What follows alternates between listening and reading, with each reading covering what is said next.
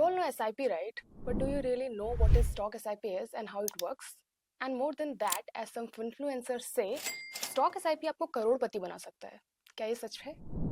Hello and welcome back to BFC capital. आज के इस वीडियो में हम बात करेंगे stock SIPs and mutual fund SIPs exactly क्या होती हैं, इन दोनों के बीच के डिफरेंस और सिमिलैरिटीज क्या होती हैं, and in the end will discuss as an investor what you should consider. Alright, let's start with stock SIP. तो यहाँ आप अपनी चॉइस के किसी स्पेसिफिक स्टॉक में इन्वेस्ट करते हैं रेगुलर इंटरवल्स पर.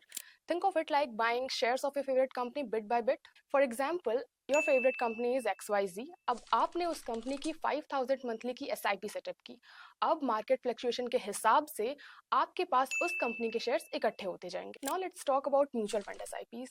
अब यहाँ स्टॉक SIPs की तरह आप किसी स्पेसिफिक स्टॉक में इन्वेस्ट नहीं करते हैं, आप एक पूल ऑफ स्टॉक में इन्वेस्ट करते हैं जिसे प्रोफेशनल फंड मैनेजर्स मैनेज करते हैं. एग्जाम्पल के तौर पर मान लेते हैं कि आपने 5000 की इक्विटी म्यूचुअल फंड की SIP ली. Now it's very much possible that your money could be spread between 20 to 30 different stocks. अब बात कर लेते हैं मेजर डिफरेंसेस की. Number 1 is investment type. In stock SIPs आप अपने पैसे को खुद इन्वेस्ट करते हैं अपनी रिसर्च और एक्सपर्टाइज के बेसिस पे. But in mutual fund SIPs you invest in a pool of stock and professional fund managers उसको मैनेज करते हैं अपनी रिसर्च और एक्सपर्टाइज के बेसिस पे. Number 2 is risk. Stock SIPs में रिस्क थोड़ा ज़्यादा होता है क्योंकि आप अपने पैसे को खुद ही मैनेज कर रहे होते हो. म्यूचुअल फंड में कंपैरेटिवली रिस्क थोड़ा कम होता है क्योंकि आपके पैसे को प्रोफेशनल फंड मैनेजर्स अपनी रिसर्च और एक्सपर्टाइज के बेसिस पे मैनेज करते हैं. Number 3 is risk diversification. Mutual fund आपको एक रिस्क डाइवर्सिफिकेशन ऑफर करता है by investing your money in different stocks. अब मान लीजिए आपका एक आधा स्टॉक कभी नहीं भी काम करता है तो आपके रिटर्न्स पे ज़्यादा फर्क नहीं पड़ेगा. बट इसका सेम अपोजिट है स्टॉक SIPs में. यहाँ अगर आपका कोई भी एक स्टॉक अच्छा परफॉर्म नहीं कर रहा है क्योंकि आपके सारे पैसे एक ही जगह लगे हुए हैं तो आपका ओवरऑल रिटर्न जो है वो इफेक्ट हो जाता है. ये तो बात हो गई डिफरेंसेस की. अब बात कर लेते हैं इसकी सिमिलैरिटीज की. First and foremost is low cost. आप stock SIPs and mutual fund SIPs दोनों को 500 रुपीज से शुरू कर सकते हैं या फिर उससे कम से भी. Number 2 is flexibility. When it comes to amount, duration, entry exit time, इसमें कोई बाउंडेशन नहीं है. आप किसी भी टाइम अपने हिसाब से इसको चुन सकते हैं.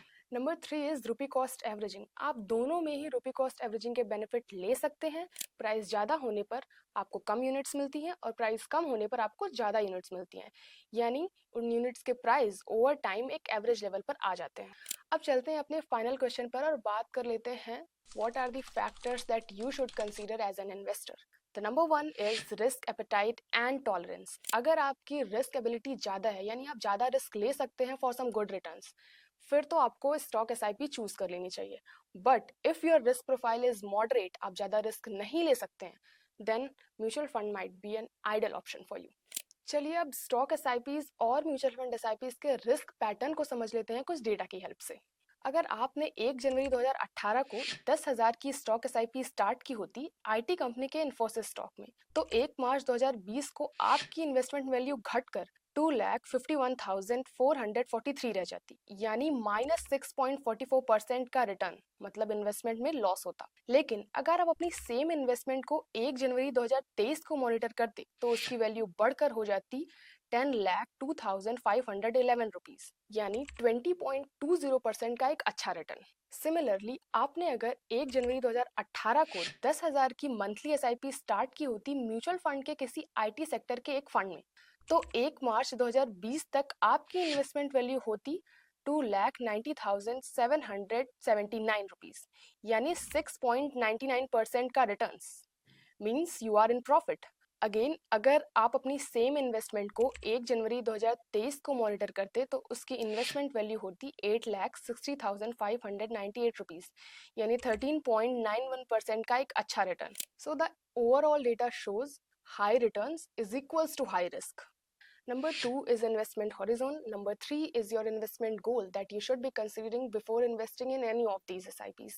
And lastly, number 4, आप किस तरह के इन्वेस्टर हैं. If you are an experienced investor and you are having enough time कि आप मार्केट पर एक्टिवली नजर रख सके, तब तो आपके लिए स्टॉक SIP एक आइडियल ऑप्शन हो सकता है.